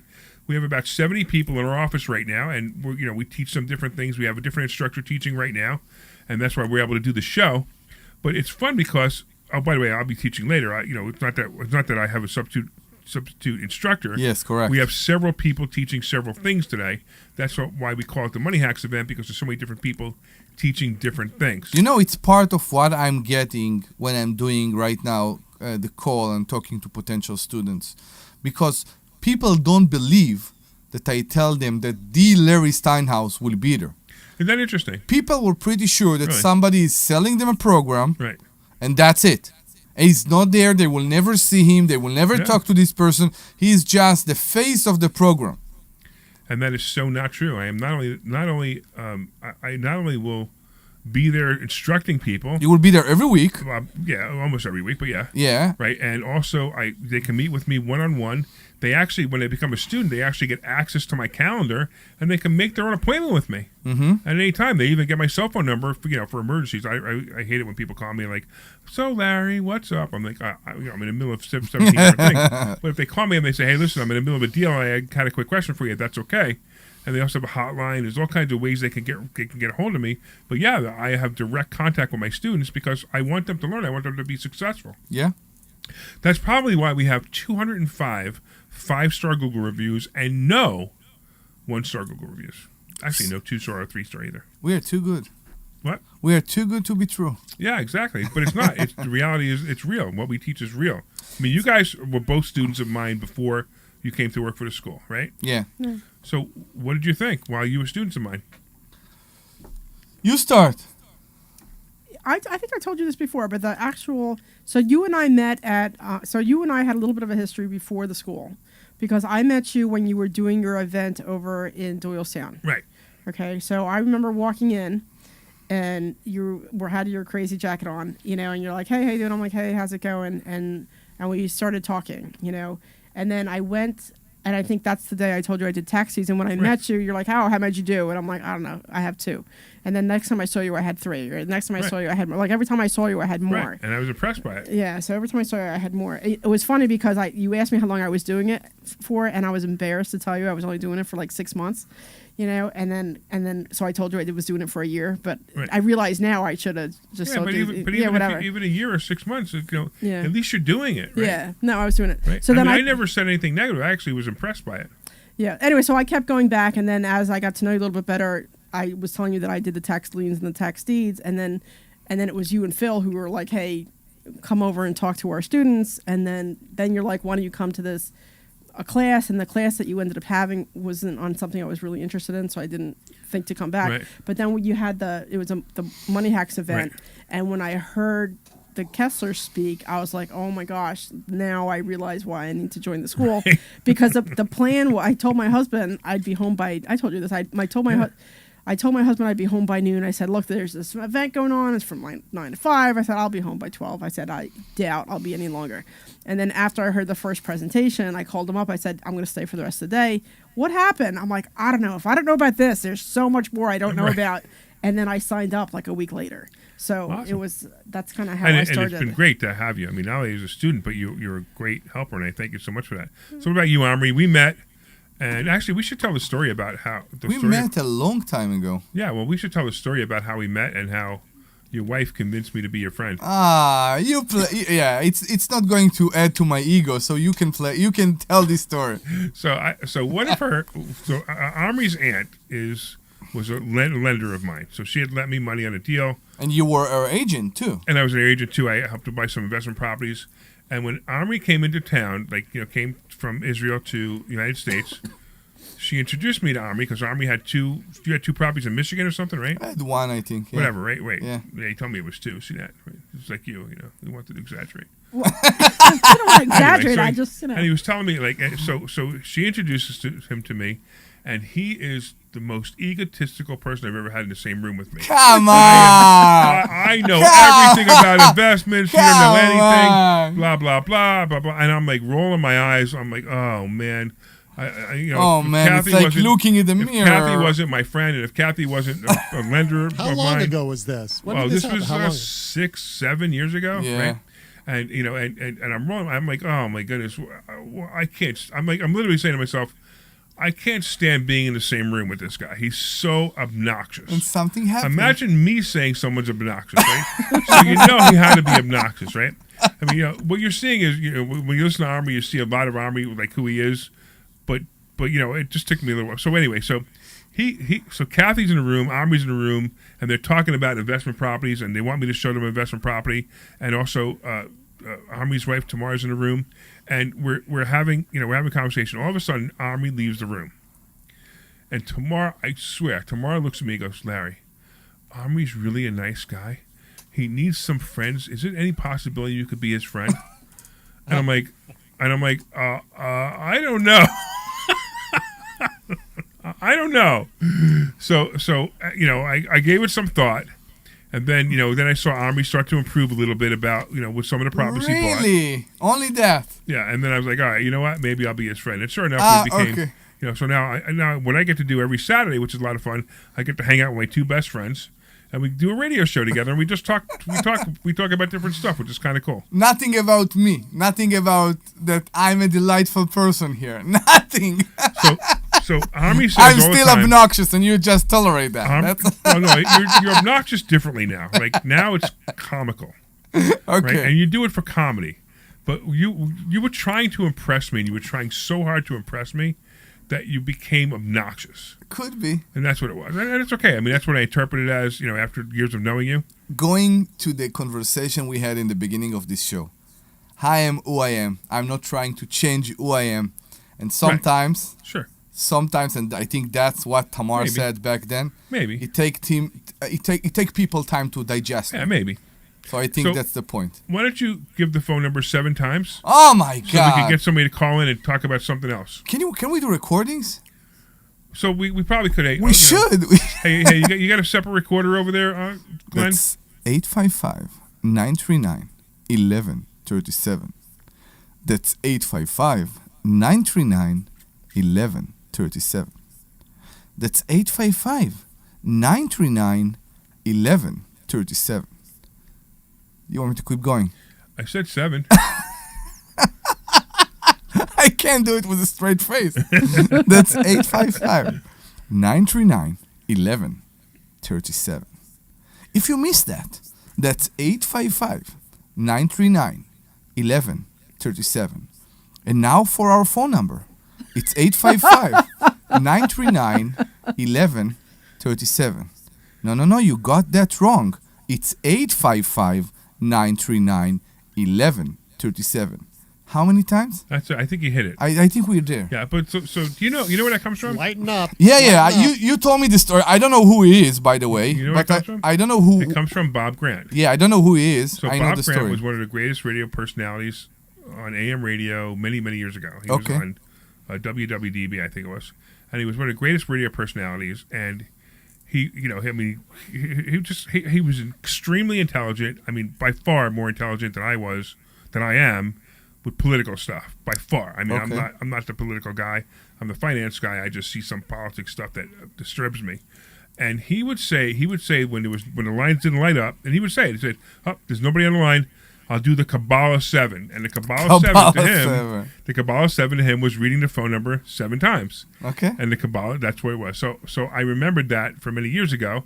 And sure enough, what happens when you give the phone number 7 times, most likely People somebody will call. call, exactly. Right. But since we have a room full of all the people that usually call, nobody's calling. Some of them, yeah. So give us a some of call. them. Let us know what you want to talk about, finances or anything else. So anyway, getting back to, I don't even know where we were. We started to talk So about. we started to talk about what's the rent control and how. No, that was last show. I know.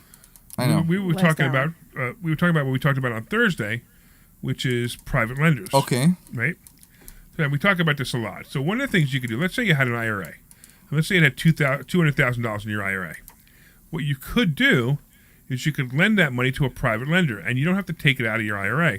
You have to move the IRA to something else, like if you have a Fidelity IRA or one of these guys that talks in this station, about how you can lose money for the first 5 years in a annuity instead of making money in an annuity, which I still don't understand why anybody buys an annuity. It drives me nuts. It truly drives you nuts. It drives me nuts. I why see. Anybody would buy an annuity. I mean, really.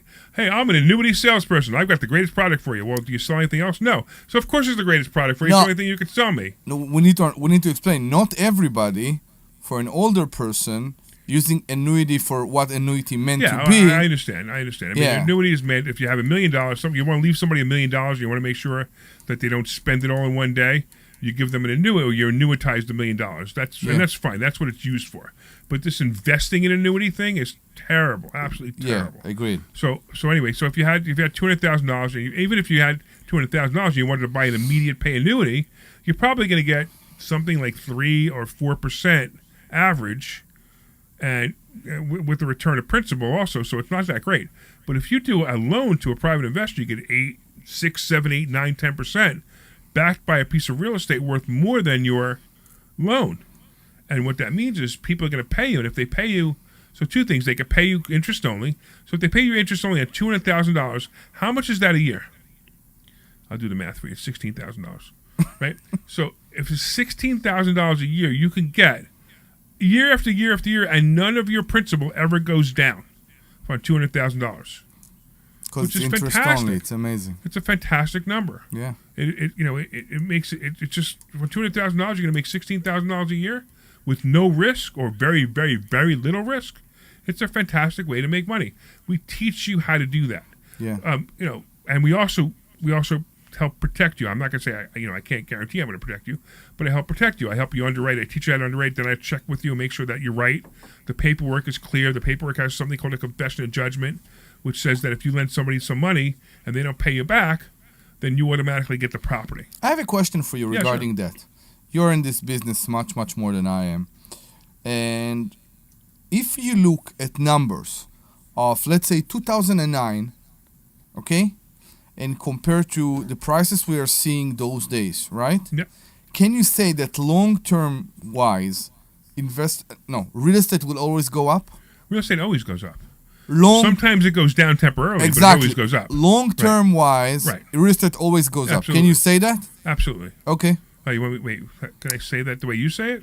People, I don't know if I could say it with the accent. No, people don't believe so. Well, people say, when you say real estate is always a good investment, Right. I said this Right. sentence to someone, said, no, it's not. Okay, so slow down. Yeah. So the person you said it to, were they a millionaire? No, they are not. Okay, so here's the thing, right? So whenever somebody gives you financial advice, you ask them, are you a millionaire? You don't and get if they it. say no, you look at them and you say, thank you for telling me exactly what not to do. do. I tried to give them an advice. Right. And they said, Right. you will see, the real estate will Right. drop. And then you look at them and you go, And hey, I said, are you a millionaire? okay. No, wait. Right. I know you. Right. I'm just saying. I said, maybe you're right, but then it will go up again. That's fine. I just look at them and go, hey, are you a millionaire? And they say no. And I say, would you like to listen to a millionaire on how to invest in real estate, or would you like to continue being a loser? People think sometimes that real estate is like a stock option, and it's completely not Right. true. It doesn't go up the next day. Exactly. Right. People need to understand that. Yeah. So on a long term, I'm asking you right now, a long-term investment, real estate will always goes up. Would you go with this thing? Yes. With this claim? Did I say that 3 times already? Okay. So good. Let's go. Your Kabbalah 7 worked, by the way. Woohoo! Let's go to Wayne in Montgomery. What's up, Wayne? I'm finding everything's very interesting what you're talking about. I'll just add a comment. I don't care if you commented on it or not, but another way I made some money at one time, I invested my leftover money from one property into the bank to loan them money. Wait, you loaned the bank money or you loaned somebody else money? At that point. Pardon? Did you say you loaned the bank money or you loaned money to somebody else? Yeah. That's I weird. loaned the bank money. That's odd. That's weird. What kind of interest rate did they give you? I never heard you talk about it, but I found this out. This was 36 years ago. Okay. What was the interest rate you got? I had leftover money that I wasn't using at the time from the last property sale. And was it a someone small advised bank? Me and I talked to the bank. Pardon? Was it a small bank? Yeah, I'm living in Souderton. Everything's small in Souderton. No, I understand. But when you lend money to a bank, was it It's a not a small huge- bank? Yeah, it's a small bank. Okay. So it wasn't like a bank like Chase or anything. relatively large around here. So I'm going to tell you something that most people don't understand. If anybody opens a CD like at 4% now, which is actually 475. I was amazed. Whatever, 475. Yeah. If they open a CD at 4.75% interest, did you know what they're doing? They're lending the bank money. Correct. That's what a CD is. You're lending the bank your money, and they're giving you an interest rate of 4.75% to lend them your money. So what you're saying may not be exactly what we're talking about, but that's the reality of how people actually lend money to a bank. So it might have been that's what you did. It might have been sold to you that way, or it might have been the bank was such a small bank that they needed money to continue. So what exciting other stuff do you have going on? What? What I really call about, by the way, I enjoy your show immensely. Listen to it all the time as long as I can. Well, thank you, man. I have a house to sell here. I built this house, or had it built for me 36 years ago, and it cost me roughly $200,000. 36 years ago? Wow. The house. 36 years ago, it cost you $200,000? No, $200,000. Yeah, 36 years ago. 36 years ago, roughly $200,000. Wow. How much is it worth now? House across the street from me just the last 2 weeks ago, which is the same basic house on a piece of ground that's about half the size of my piece of ground.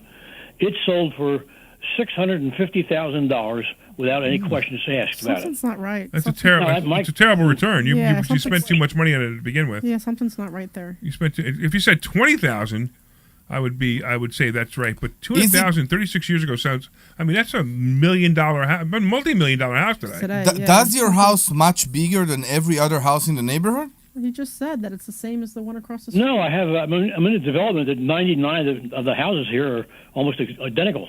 Okay. Something's I know. not So right yeah, there. I mean, whatever. That was the yeah. normal going price around here at that Hold time. on. Let's do the math. Hold on. So it should be 800,000. So if you do the math, typically houses go up. They double every 10 years. So let's figure 30 years ago, right? So you got to figure 200,000 to 400,000 to 800,000. So it's a little shy. It's just a little shy where it should be. Maybe it costs more. Maybe when you say 200,000, maybe it wasn't exactly 200,000. Maybe you did some updates and stuff like that. But okay, the math does work. But I appreciate you calling. I believe you. I didn't follow that at all, but I know this is my fourth house, and I've more than doubled the price of each house I've ever had. Yeah, of course, right. Of course, great. So you ready to sell it? Yes, that's the question I have. You want me to buy it? I want to make it as complicated as possible. You want me to buy it? Pardon? You want me to buy it? Perhaps tell me about is it a good idea to offer this thing to somebody as an investment and have it signed up legitimately? Like I sold a piece of land like this. I sold it to a friend. Give me some money now, and you'll have this thing to buy when I sell the whole property. How would that work in selling the house now? I don't want to move into a continuing care unit. You just spend so much money in those places. That's for sure. Wait. I don't have that kind of money. I need the money out of the house as much as I can get. All right, I'm confused at your question. Are you saying you want to get the whole $600,000 in a check, or would you prefer monthly payments?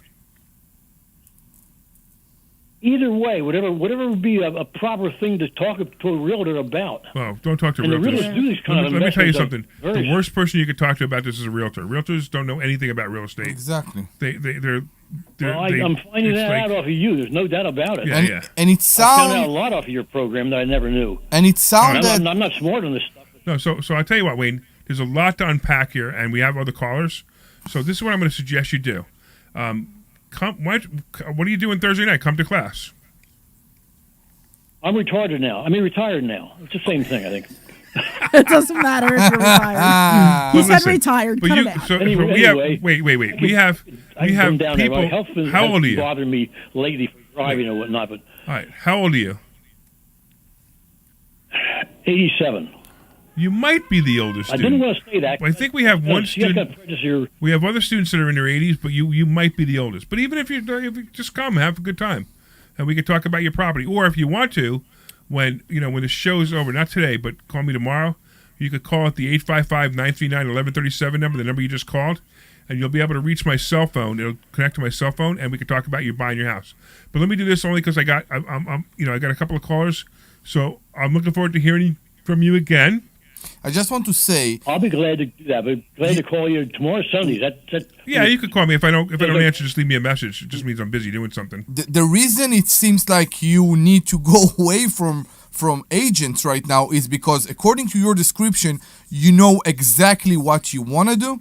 You know exactly what you don't want to do. So you need to talk to a person who is professional and not to an agent who will push you to sell this house. All right.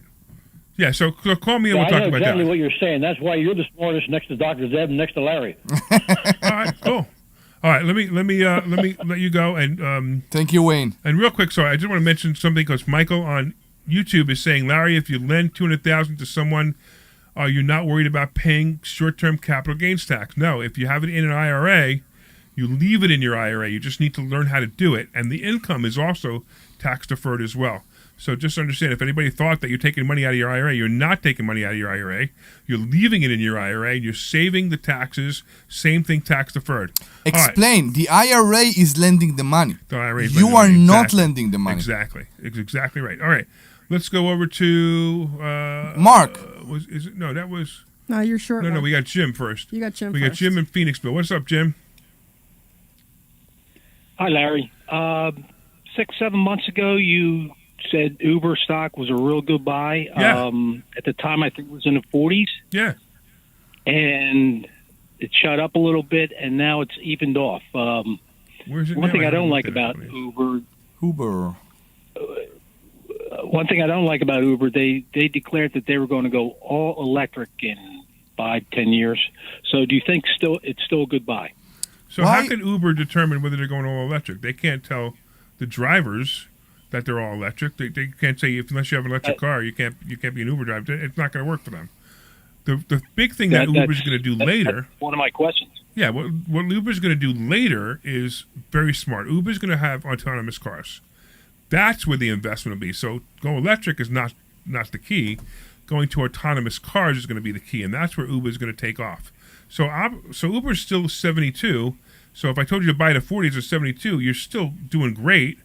And they have incredible. I mean, they're making money, so everything's fine. It's a very high PE, but it's okay. It's not terribly high PE. So do I think it's a long-term play? I think it's still a long-term play. If you bought it when I told you to buy it in the 40s and you're holding on to it, it's a great play. If you have 100 shares or more, I would sell the covered calls on it and make money every week. And if you don't know how to do that, you need to talk to me. You need to come to Investor Schooling. I mean, this is like, if you have stock, it's like renting out your stock. It is amazing. You can get a rent check every week from your stock if you know how to do covered calls. Covered calls is just an amazing, amazing play. And I'm doing a challenge, in Covered Call Challenge, where I showed the students that I deposit a certain amount of money in an account on a certain date, and I'm giving myself 6 months to see how much it grows to on just 2 rules, and that's buying 2 stocks and selling the covered calls every Monday. And with all the drops that we experienced, you're still positive. I'm still positive. Positive by a lot. Right, I'm positive by a lot. I'm up almost 20%. since I started I started June 2nd. Yeah. And it's a very low risk play. As a matter of fact, it's virtually a no risk play unless the stocks you buy are bad stocks. Yeah. But the cover calls, you make money. So if you want to come in and learn that would be great too. And if you want to learn a little bit more, like the stock option consultant comes in every what I miss. Oh, Michael wants, I love it. Michael likes Michael wants you to read wants Dr. Deb. We're looking up online. Michael wants Dr. Deb to read the phone number. So hold on a second. We're going to have Dr. Deb to read the phone number because she has to run over to the event real quick. But I want to finish up with Jim real quick. So Jim, come to class, and the stock option consultant will tell you every day, every Thursday night at 8:30, everything about the stock market, all the picks and plays. So hopefully we will see you then. Is that cool, Jim? I'll try to get there. Awesome, man. Come on, go to Thank you. investorschooling.com and sign up there. All right, Dr. Deb, read the phone number. All right. 855-939-1137. That's your sexiest voice? What? Really? What? I could do a fake female voice and be sexier. You can't do fake female voice. It's not allowed those days. I don't know. It's hard for me to do a sexy voice while I'm staring at Larry and Omri. Oh, man. Oh, man. Have you seen my VIP? Kind of a sexy killer. Have you seen my VIP? Wow. Oh, man. Come on, that was fun. All right, one time, then you got to get out of here. All right. 855. No. 939. It's like this. 1137. It's like this. 8, 5. Oh, get out of here. 9. No, so Larry's looking at me when he's saying whatever that's freaking me out too. 11:37. So to all the listeners who are just changing the channel, I will be back very soon. Don't worry. All right, Doctor, we got to lose Dr. Deb. Dr. Deb's got to go next door to control the crowd because I know our speaker's about to finish. Actually, most likely she's not finishing because there's some technical difficulty, but just let her go. All right, cool. Let me get to Mark and Glen Mills. What's going on, Mark? Larry, I heard you say earlier that you had concerns about Kamala Harris and President Concerns? Trump. Concerns! Oh That's my an God. understatement. If Kamala Ding Dong gets in, the world's over. I agree, but I think President Trump was one of the greatest presidents ever. He was a laissez-faire business policy. He cut taxes. He worked on lowering interest rates. He wanted to drill to make us energy independent. And That's I'm right. wondering, I hear so many people say, oh, I don't like Trump. And I say, well, why? And nobody can come up with anything. So I was wondering if you'd be able to fill me in. Because the TV told me to not like Trump. No, it's not true. Many people that even Republicans that don't like Trump, they don't like his personality. They don't say that they don't like what he did. They say they don't like him. They don't like who he is, what he represents. I don't heard anybody saying that they don't. So you're not worried about his policies, which are the important thing. What, the Trump policies? Or wait, say that again? Yes. Do I think Trump policies are going to be bad? I think Trump policies are going to be fantastic. I agree. I just heard you say that you were worried about each of them, and I thought you may have some concerns about President Trump. I don't. I think he was a wonderful president, and I want him back again. And it sounds like you guys you do misunderstood as well. No, you definitely misunderstood. I'm 60 years old, right? And in the 50 years that I can remember presidents, he was the best president ever. I mean, amazing president. I'm with you. And, I think he was the greatest since Abe Lincoln. Okay. I mean, that's fine. I wasn't around when Abe Lincoln was president. Maybe you were, but I wasn't. No, but I've read history about some of the presidents. I just think he was a phenomenal president. I'm looking forward to getting him back in again. So. Absolutely. And we need to explain something. We had this discussion this week. Okay, it's not the pure Republican thing. We spoke about Mr. Clinton this week, and we agreed that he also was. I really like Bill Clinton. Bill Clinton was a Democrat, but we both agree he was a great president. He was a great president. Yeah, he was. And in fact, in the order of presidents, of my favorite presidents, for real. Yeah. This is the order. The order is Trump, Clinton, Reagan. Okay. Isn't that weird? Yeah, it's a bit weird. It is weird, but really, I actually like Clinton. Yeah, well, he had a lot of help from Newt Gingrich in the Congress as well. Yeah, and he also played ball. He played ball. He said, "These guys have a good idea. Let's do it." And that's why I like Clinton because he was the most nonpartisan president that I could ever remember. Okay. And I know you got to give him a lot of props. you got to give him a lot of props for not listening to his wife, who's a confirmed socialist. Absolutely, so he was good in that regard as well. I'm not sure. I'm not sure. Okay, fellas. Clinton was a liberal. No, he wasn't. He was. See, this is the other thing, right? There used to be Democrats. Exactly. There's no such thing as Democrats anymore. There's Republicans and liberals. No, it's not true. It is true. There are Democrats that are not liberals. No, they converted over to the side, like Tulsi Gabbard. Tulsi Gabbard was a Democrat, and she was like, "What is going on to my party? What's going on in my party? I'm going to become a Republican." And it was funny because when I used to listen to Tulsi Gabbard, I was like, "Wow, this woman actually, she's great." You're actually saying that there are no capitalist Democrats. That's what I hear. No, there are. In the past, a lot of Democrats were liberals. They weren't leftists. The leftists have taken over the it's gone ridiculous. And that's the problem. It's gone ridiculous. Where they care more about whether you could call a man a girl than they care about the state of Israel. Yeah. And that's a real problem. Truth has no. Yeah, truth is not a left wing value. So these progressive leftists, they'll lie, do whatever they want. Or freedom of speech, all of that. It's they want, and it's amazing. Like you ever watch Star Wars, or you ever watch movies where there's the hero who's the revolution against the tyranny. Yeah, Luke Skywalker. If you watch Star Wars, Luke Skywalker, right? All the liberals would turn Luke Skywalker into Darth Vader. They would. Well, yeah. I look at it as, there used to be some shared values amongst Democrats and Republicans. Conserving the Constitution, freedom of speech, and reality. And now there isn't any because these leftists are living in a fantasy world, and they no longer adhere to American values. Absolutely true. It's terrible. Let's hope we win in November. Something we can stop the cheating. If we can stop the cheating, I think we'll win going away. So by the way, if you stop by my office this week, I have some Trump signs for you. There's some Trump lawn signs for you. By the way, I meant to tell it to everybody. Well, I'm out. Go ahead. Okay, great. Thank you, Larry. I appreciate it. Yeah. So if anybody this week wants to stop by Investor Schooling, you come this Thursday for a free class.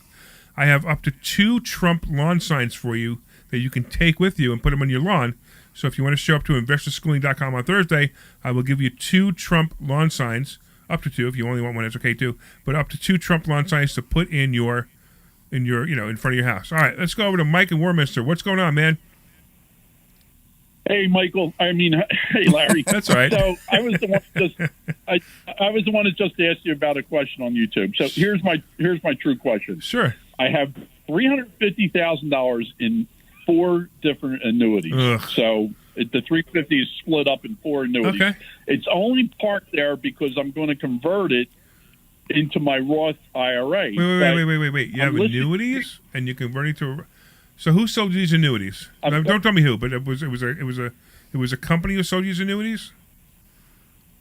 Yeah, somebody used to be on the station, and they. All right, okay, and they told you that you can convert these annuities into a Roth IRA, right? So what our plan was do a Roth conversion. So we parked the money. So it originally came out of a 401k. Right. And we parked it in the annuities, and then we were going to Roth conversion How long ago? Out of there. How long ago? It's been did you do this? 3 years. 3 years now. So this guy, go find this guy, and I want you to take a hammer and beat his head in. No, because all he did was waste your money and charge your fees. You can't park money in an annuity because if you park money in an annuity, as soon as you go to take it out of that annuity, you have surrender charges for up to 10 years. So for every $100,000 you gave him, it's going to cost you probably between $6,000 and $10,000 to take that money out of the annuity. So he didn't park any money for you at all. What he did was he goes, Mike, listen, here's the deal. I make $10,000 if you give me your money. So just give me your money. I don't care about you at all. All I care about is my $10,000. That really angers me that these guys go out there and do that to people. And you, especially the scenario that you're telling me, absolutely makes no sense. In fact, if he would have converted your IRA to a Roth IRA that day, I say there's other ways to do it that you can convert the Roth IRA at what's called fair market value, and you buy an asset that actually goes down in value temporarily and goes back up. almost an annuity, but it goes down a lot. And you then convert it at fair market value, and then in your Roth IRA, you buy whatever investment vehicle you're in. But what he's doing is he's taking the annuities, he's going to convert it from an IRA to a Roth IRA. There's absolutely no difference. You're still paying the full amount of taxes. And here's the other thing. When you pay those taxes, if you move $350,000, you're probably paying, I don't know, maybe $40,000 or $50,000 in taxes. And unless you have the $40,000 or $50,000 available to pay those taxes elsewhere, you can't pull it out of your annuity, because if you pull it out of your annuity, you're going to have to pull out $60,000 or $70,000 to cover the $50,000. Oh, these guys make me so mad. I can tell. I hate it when people get ripped off by registered reps who are fiduciaries. Things changed, or when you open them, Done. you declare done. that you didn't need the money. He's got 30 days. Actually, he's got a 10-day free look and up to 30 days to cancel it, and he's done. No, I'm asking, when you presented your need, did you say that you don't need the money right now? No, it's not the point. Right. The point is, everything this guy told this guy is all inaccurate and going to cost him money. The whole point is, when people come and they say, I have this amount of money, I have nothing to do with it, I don't need it, I understand why somebody will offer them an annuity. No, but there's more. In his situation, first of all, I don't agree with that either, but in his situation, everything this guy did was wrong. I agree. It was against everything. And here's the thing. We just had this conversation in the Money Hacks thing, I know. So here's what happens. And Mike, I'm sorry that you're a victim of the government, because actually that's the... Yeah. I mean, this guy could have been a rip-off artist, possibly, but in fact, he has no choice to follow the but rules. to lie to you. And Yeah. here's the deal, right? So if the guy is a registered rep, and he's obviously a registered rep if he sells annuities, if he's a registered rep or he's annuity licensed, and he has, let's say, 5 products to sell you, and that's all he has. Some registered reps may have 100, some may have 200, but just use the example for a second. He has 5 products that he could sell you. Out of these 5 products, he has a conversation with you, and he says, you know what? And he's thinking in his head for a second. He's thinking in his head, you know what? None of these 5 products are good for Mike. In fact, I know a great product that Steve Smith has that sells a great product that's the perfect product for Mike. What do you think this guy should do? It's a rhetorical question. You would think you would be in your best interest, you know? Right. Yeah. You think not only as a fiduciary, which is which basically the definition says he's going to take care of you in best way he can, but as a nice guy, as just a nice guy, he should say to you, right? He should say to you, listen, here's my friend Steve's number. Or this guy Steve, whether he's a friend or not a friend, here's his number. I don't make any commission on this. I don't make anything on this. I'm just being a nice guy. Talk to Steve and buy whatever he has, right? That would be the right thing to do, correct? Correct. Well, guess what happens if he does that? He loses his license. He gets nothing. He loses his license. It's called selling away. And it's terrible that these people are actually told by law that they have to be, they can't have your best interest in mind. Now, this guy, what he did, if you told him all the things you told me just now, what he did was completely wrong. He designed it completely wrong, and it really annoys me that this guy designed this completely wrong. And there's nothing you can do about it, because you can't get out of the annuity. You can, but you're going to lose your money. Now, look, it's not like he took your money and you're never going to see any return from it. So it's not like he stole your money, but he just didn't do right by you based on what you told me. He locked it for you. He didn't lose it. He locked. He locked it up, right? He locked it up in for you. annuities. See, that's the other thing about annuities, right? Because of the fees at the end, the surrender fees. Because the surrender fees, nobody wants to turn in their annuity. Now, if you want to, Mike, come into investor schooling, bring me the paperwork. I'll take a look at it. I'll see how bad it is. There's nothing you can do, but the reality is maybe I can teach you some better techniques on how to move the IRA to a Roth IRA, and maybe pay less taxes or whatever, and do it the right way, the way you want to do it. How old are you, by the way? I'm 65. My wife is 69. Yeah, so you got a lot of time before you got to take RMDs. Yeah, he didn't do anything right by you at all. I mean, if you were taking RMDs, Actually, I was going to I was going to actually private message you and see how much an hour of your time would be worth. So I don't charge by the hour, but come to class. Come to class. Just come to class on Thursday. If it's something you want to do, you want to become a student, that's great. If not, we'll just have a private meeting. I'll see what I can do to help you. I understand. I don't sell any products. So it's interesting. If I may say, instead of an annuity, you needed a mutual fund, which I'm not saying that at the moment. I don't sell mutual funds. I might, if you have a guy that you use, great. If not, I may recommend a couple of people I know, but that's not what I do. I only do education. Now, the interesting part, and I always tell people all the time, is the price of our school is always less than your first mistake.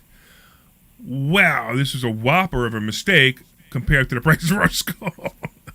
So hopefully we will see you. Go to investorschooling.com, sign up for it. I'm looking forward to meeting you. You'll also enjoy the class, too, because it's always fun. All right, Mike, I'm sorry to hear that. Yeah, I went to one of your classes, and it was a great time. Okay, well, come again. Did you come back on a Monday? No, I didn't. You were invited back and you didn't show up, right? Yeah, I am pretty busy. I'm actually working right now, so I got a crazy job. All right. So I love it when somebody says they're crazy busy. Okay, so if you're too busy to learn how to make more money, to not be busy anymore, no, don't come. I didn't say that. It's just finding the time to get there. Okay, so Monday night at 6 o'clock. What are you doing Monday night at 6 o'clock? I will try to clear my schedule to be there. All right, no, Mike. What's that? Mike? Yeah. You want to know how much an hour of my time is? Okay. It's free if you show up Monday. Okay. Right? So, if not, if you don't show up Monday, my hour of my time is $100,000. It's up to you. Okay. All right. And by the way, everybody else, just so you understand, I'm bringing him back on a Monday because he went to a Thursday night class already. Exactly. So what happens is you come to a Thursday night class, and it's not a sales pitch; it's an actual class that people sat in by, and you sat in the class. Do you remember what you learned on the class, Mike? Yeah, we talked about stock options, and we talked about the part of the one real estate thing, and now that I forget about. Whatever, but you learned something, right? Yeah. Okay, great, right? And then we invite you back to a Monday, and a Monday night mastermind, you get to see all the students interact. They all help each other. I help them out. I kind of moderate it. And then at that point, if you want to become a student, we talk to you about becoming a student. So that's why, if you guys are confused by me inviting Mike on a Monday, not on a Thursday, is because Mike's coming back after he's been here on a Thursday. Don't come on a Thursday, on a Monday uninvited. Right, you're right. That's what we're saying. We invite you on Monday. So one of the things too is we vet our students too. We want to make sure that they're a good fit. If not, we'll still invite them back on Monday, but we'll just tell them right now, you're not a good fit. But Mike, you could be a good fit if you show up. Okay. So we'll see you Monday, and if not, when I wake up the next morning, I don't have any annuities, and I'm a multimillionaire. Yes. Talk to you soon, man.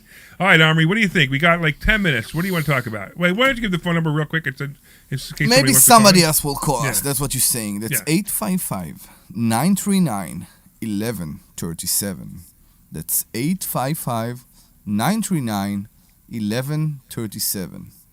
I found it crazy how annoyed you are by the annuity stories. Oh, I know. It fires me up, doesn't it? You see your eyes burning. I know. And he said it was somebody used to advertise on this station. I know who it is. The thing is, I've never met the guy, but I know who it is. The thing is, we know how good a salesperson can be.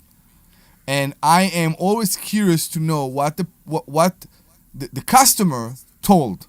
Because if the customer came and said, I don't need this money, it's just laying, I'm pretty sure it's not what they said. Even if that's true, so why isn't annuity the answer?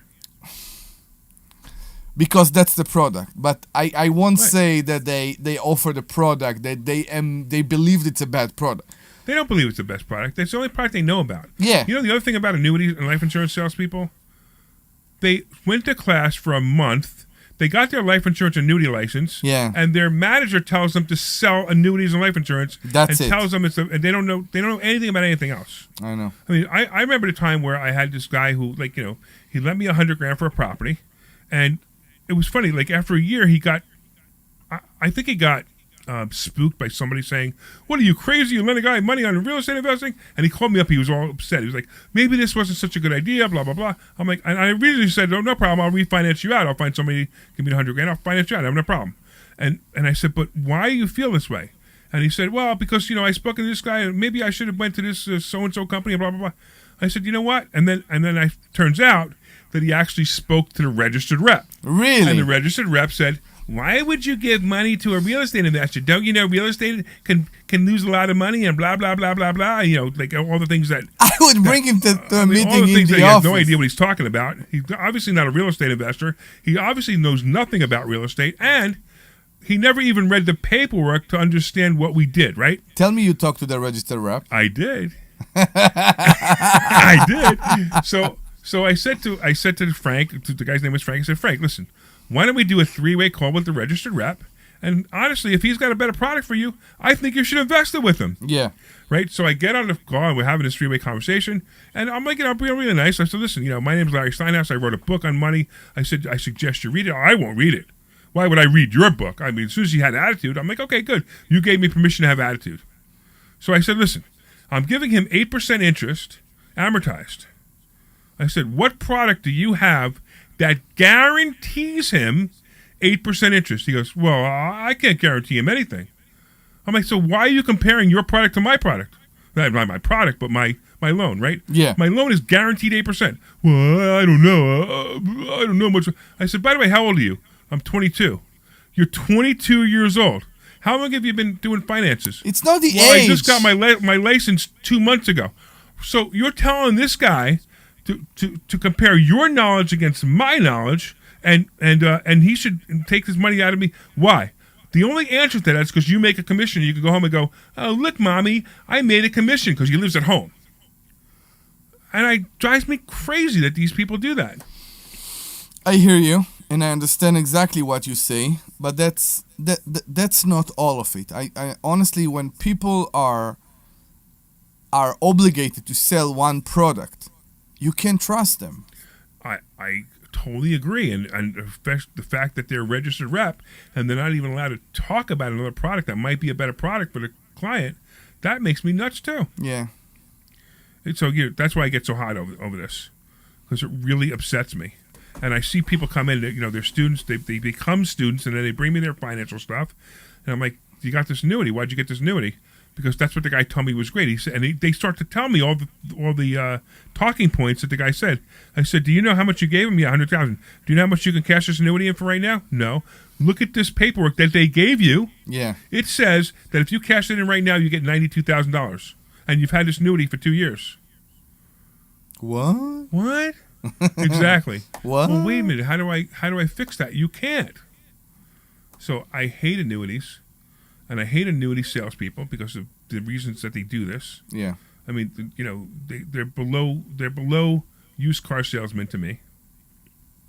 Now, life insurance salespeople are usually annuity salespeople, and life insurance salespeople, most of them are terrible. They don't know anything about the products. They're either pushing term or they're pushing whole life, right? They don't know either. They don't understand either product. Whole life insurance, as is, like if you go, I'm going to get a whole life policy and spend $500 a month for $200,000 worth of coverage, and you don't do anything different with the policy, it's a terrible investment. Yeah. But if you use the whole life insurance policy as a vehicle to hide money, overfund it, and then borrow the money back out, it's an incredible vehicle. It is something like you've never seen before. It's called infinite banking. Mm-hmm. And you're using this vehicle that's whole life to do the process called infinite banking. As a matter of fact, that's what probably Hannah. That's exactly. Hannah's We are talking about sitting right here, and We're someone sitting there, upstairs, somebody upstairs actually talking about it. Talking about right? it. Right. And that infinite banking policy is so different than what most people call whole life. In fact, I'll tell you a funny story. I was in my 20s and I got my life insurance license, and I was selling whole life insurance, and I started to do a little bit of digging into how whole life insurance works. And I started to say, wait a minute, if I put more money in, I couldn't quite put it together. I was still young. I had little kids, and probably going through a divorce at the time. Who knows? One of them. One of them, right? and I didn't quite put it together. And it wasn't until many, many years ago which is probably about 10, maybe 10 years ago, that I met this guy named Brent Kessler. His daughter's upstairs giving the presentation right now. I met this guy named Brent Kessler, and he explained to me infinite banking policy and everything that was missing when I was trying to figure it out. Now, remember, there was nobody teaching it at the time. There was nobody who understood it at the time. You know, it was very, very rare. There's a guy named Nelson Nash who invented the system. If you ever want to read a book by Nelson Nash on it, it's amazing. And when he explained it to me, everything that I was trying to figure out by myself got filled in. And I was so upset that I didn't realize it when I was 20, because it would have been the greatest vehicle ever. But now I know how to use it. I use it. I endorse it. I tell people about it. I don't make any money off of it. I don't care. I tell you to go to these guys. They'll take care of it. But if it's not for you, it's not for you. I have a question for you about that. Yeah. Okay? That's, of course, based on spending a lot of time with you. And I know something bad can happen to me. So Right, I'm trying to understand. If you do the infinite banking, yes, and you are borrowing the money out from the policy, yes, okay? And tomorrow I die for some unknown reason, is it still a normal life policy? Yes, it's no normal life policy. And the interesting part, too, is... But I won't get if the you money. get the I right- mean, my wife, let's say, she won't get any money No. until all the money that I wait. borrowed. Okay, let me answer that, because that's a really, really good question. So if you bought, for example, you bought $1 million life insurance policy, right? Sure. And, well, let me use 100 just because the numbers will be easier for me to remember. Sure. So this is what you say you bought a $100,000 life insurance policy, right? Yes. And you overfunded it by $20,000. Now your death benefit is $120,000. Yes. Okay? But if you borrowed out that $20,000 to use elsewhere, when you die, You go back to 100. when you die, you have to pay back the $20,000, and your wife gets the rest. Okay. Immediately. So it's within 3 or 4 days. Okay, as long as she has a proof of birth, death certificate, etc. Or they can take Right. the 20 from the 100 and she will get the 80. No. Listen to me. If you bought a $100,000 policy, yes, that's the death benefit. And you And you overfunded. overfunded it by $20,000. That's cash value. Okay. And you borrow out the $20,000. Mm-hmm. You used that money for anything you wanted. So you put it in, you took it back out. The death benefit would still be $100,000. If you don't overfund your policy, you can't borrow money out of it. You got it? Till many, many years later. No, I'm not sure I got it. All right, so we have maybe 30 seconds for me to try to explain it.